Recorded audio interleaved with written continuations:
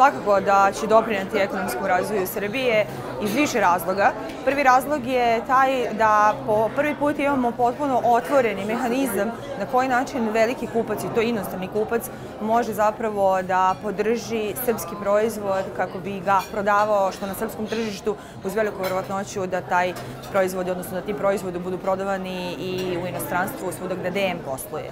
Strašno je važno da konačno naši proizvođači znaju na koji način treba da odgovore potrebama što domaćeg, što inostranog tržišta. To znači da će dobiti podršku u tehnološkom razvoju, u razvoju svojih proizvoda, u dizajnu, u zapravo podršku Razvojne agencije Srbije i naše programe, da mogu dobiti takođe podršku da odgovore na potrebe za plasmanom. Mi imamo situacije da srpski proizvođači ponekad ne mogu da uđu u partnerstvo sa nekim kupcima zato što ne mogu da odgovore na potrebe kupca, odnosno na plasman. Složit ćete se sa mnom, razvoj proizvoda, razvoj novog proizvoda, razvoj inovativnog proizvoda će njih najpre bolje pozicionirati na domaćem, lokalnom, regionalnom tržištu, tržištu same Srbije, a na taj način im stvoriti mogućnost da postanu izvoznici.